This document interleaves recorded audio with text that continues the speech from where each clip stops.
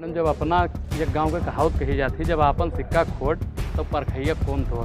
Bharatiya Janata party और मोदी जी की guarantee मत लीजिए, क्योंकि गधे के लात का और साहब के बात का कोई पता नहीं है। देखिए मैम, कहीं ना कहीं ये जजमेंट मेरे हिसाब से जहाँ तक देखा जाए कहीं ना कहीं गलत हो रहा है। आप बताइए कि अगर मेरे पिताजी खाना खाते हैं तो मुझे खाना खाने का अधिकार है ना। कहीं ना कहीं उस माध्यम से मैं जनता को समझाना चाहता हूँ कि वो ख़त्म किया जा रहा है कि अगर मेरे पापा को आरक्षण मिल गया तो मुझे आरक्षण नहीं मिलेगा। ऐसा क्यों? कई लोगों का ये कहना है कि पिताजी जिस तरीके से खाते आते हैं तो क्या खाने का तरीका हम नहीं चेंज कर सकते हैं? एक चीज़ मैडम, एक गांव की कहावत है पूर्वांचल में कि पिता पर पुत्र, नस्ल पर घोड़ा और बहुत नहीं तो थोड़ा थोड़ा। तो मतलब खानदानी तो असर होनी चाहिए। आरक्षण को अगर छूने की कोशिश की मैडम, 33,000 का वोल्टेज कभी छुई हैं आप? नहीं। आप छुइएगा आ जाके। क्या है, हम छुए? हम 11,000 में मर जाएंगे, 33,000 क्यों छुएंगे भाई?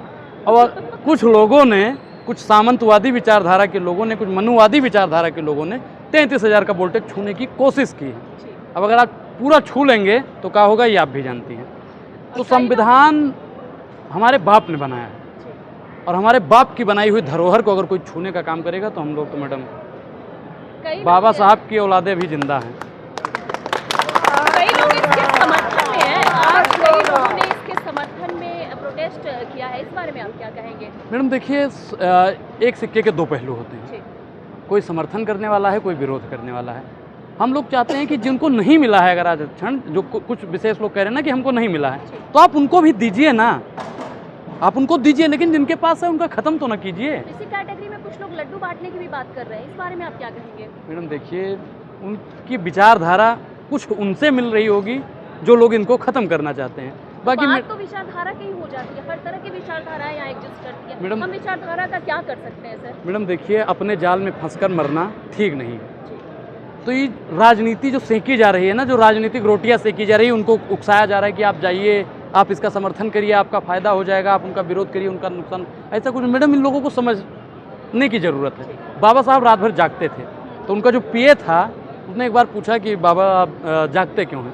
तो उन्होंने कहा था कि हमारा समाज सो रहा है इसलिए मैं जागता हूँ। तो आज भी कहीं ना कहीं मैडम बहुजन समाज के कुछ लोग सो रहे हैं। जब तक वो जागेंगे नहीं तब तक वो समझेंगे नहीं। मैडम किसी ने लिखा था कि जो सुप्त चेतना में पड़े हुए मैं उन्हें जगाने आया हूँ, देशद्रोहियों को उनकी औकात दिखाने आया हूँ। मेरा शब्द सुमन अर्पित न होगा दिल्ली के दरबारों में, चाहे जीवा कट जाए मेरी खड़े खड़े बाजारों में। हालांकि केंद्र सरकार ने बोला है कि ऐसा क्रीमी लेयर जैसा जो टर्म आजकल देश में बड़ी गरमाया हुआ है वो हम लागू नहीं कर रहे हैं, इस बारे में आप क्या कहेंगे?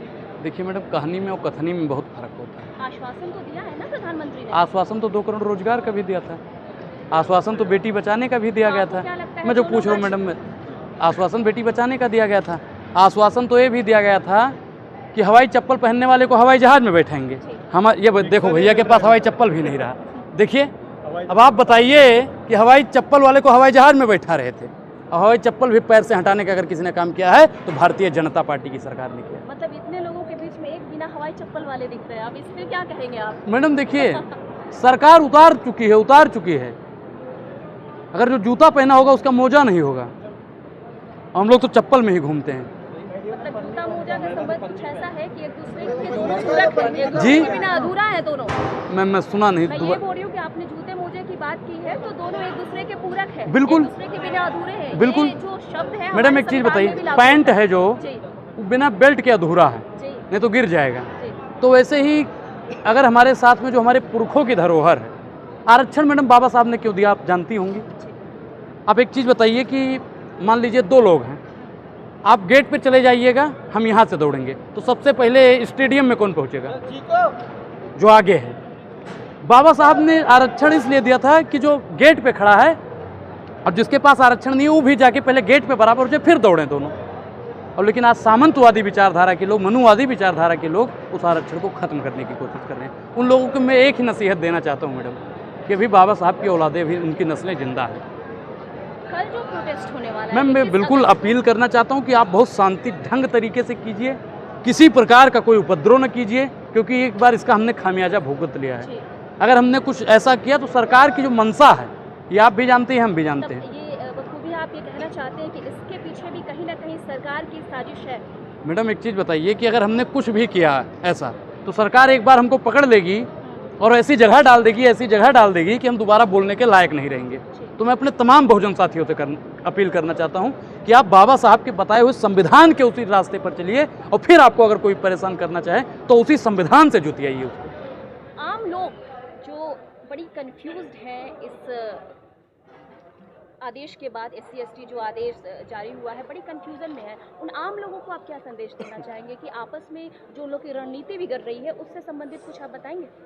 देखिए मैडम, लोगों को समझा नहीं पा रही है सरकार, और ना जो जजमेंट आया है वो लोगों को समझा पा रहा है। ये इनकी जो मंशा थी शुरू से, ये चुनाव के समय पे कोई कह रहा था 400 पार दे दीजिए, संविधान बदलना है, कोई कह रहा था आरक्षण खत्म करना है, हिंदू राष्ट्र बनाना है, मतलब जितना जिनके मन में था उतना उन्होंने कह दिया। चुनाव जीत गई है। बहुजनों ने इस बार भारतीय जनता पार्टी को वोट नहीं दिया है मैडम, एक चीज़ आप नोट कर लीजिएगा। और सदन के अंदर मैडम कम से कम 100 से अधिक सांसद भी हैं, लेकिन वो लोग नहीं बोल रहे हैं, तो मेरे दिल में दर्द होता है। हालांकि जैसे ही क्रीमी लेयर वाली बात आई थी, कहा गया कि उन लोगों से संबंधित जिसके लिए ये एक्ट लागू होने वाला था, वो लोग गए और प्रधानमंत्री से इसके लिए सिफारिश किए, तब जाके प्रधानमंत्री का ये बयान आया कि हम क्रीमी लेयर को नहीं लागू कर रहे हैं। मैडम एक चीज़ आप बताइए कि उन्होंने किसानों के ऊपर काला कानून थोप दिया था, हमारे 750 से ज़्यादा किसान शहीद हुए, युवाओं को बोला 2 करोड़ रोजगार देंगे, और काले आए बाद में अग्निवीर। आज हमारा भाई, हमारा मित्र शहीद हो जाता है तो उसको शहीद का दर्जा नहीं दिया जाता है।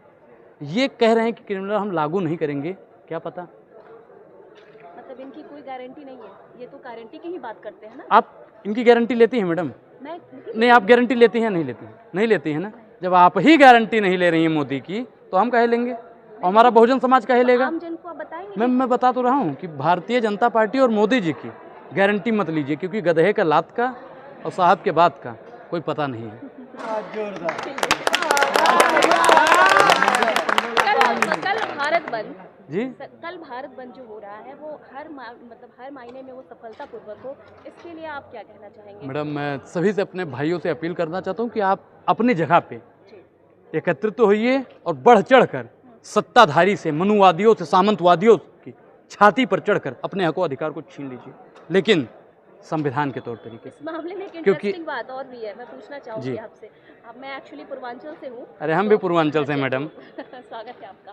तो उस बारे स्वागत में मैं आपका भी है। कि 2 नेताओं का बयान था। हाँ, एक ही जगह के नेता है दोनों, और के जीतन राम मांझी है हमारे, और दूसरी तरफ है हमारे ये क्या नाम है उनका, रामविलास पासवान की बेटी चिराग पासवान। एक ने समर्थन किया, एक ने विरोध किया, क्या कहेंगे आप इस पर? मैडम जब अपना एक गांव के कहावत कही जाती, जब आपन सिक्का खोट तो परखैया कौन दोस्त।